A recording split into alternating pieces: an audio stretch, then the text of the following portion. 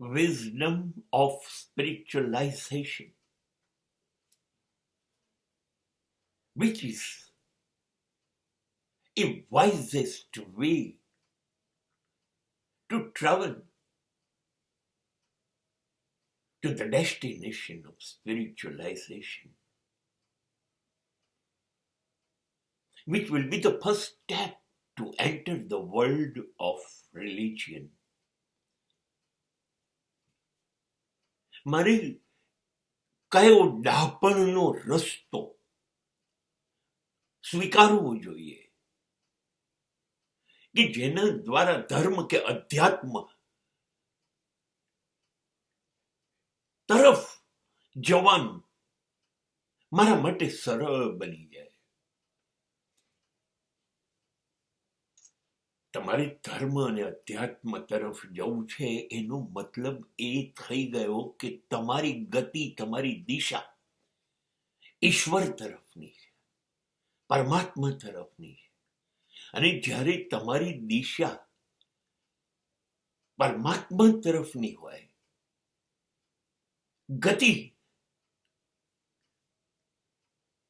એ દિશાની હોય, તો પછી તમારી પીઠ સમાજ તરફ હશે. તમે સમાજથી લગભગ મોં ફેરવી લેશો. સમાજથી મોં ફેરવી લેવું એટલે શું? પોતાની જોડે જોડે જો connect with your own self and detach yourself from the others. સમાજની ઘટનાઓથી ને સમાજની વ્યક્તિઓથી છૂટા પડી જાઓ.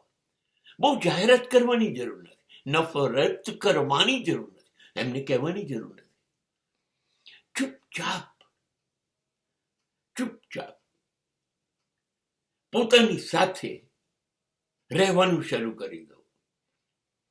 મૌનનો વગાડ તમને વળગ્યો હોય ને એવી રીતે જીવો. એકલા બેસો, તમે તમારી સાથે વાત કરો, તમને મૌનનું સંગીત સંભળાશે. Music of silence. અને જ્યારે તમે ચૂપ થઈ જશો એટલે તમારા વિચારો પણ ચૂપ થઈ જશે. You will become out of the forest of thoughts. વિચારોના જંગલમાંથી તમે બહાર આવી જશો. વાણી શાંત થઈ ગઈ, વિચાર શાંત થઈ ગયા. હવે તમે તમારી જાતને જોતા થઈ જશો.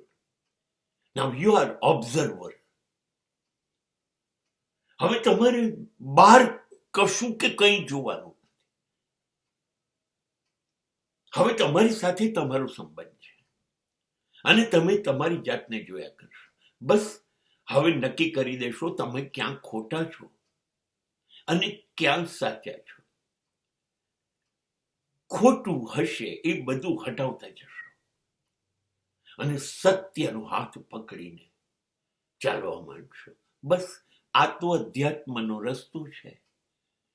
હવે બોલ્યા વગર તમે ધાર્મિક થઈ ગયા.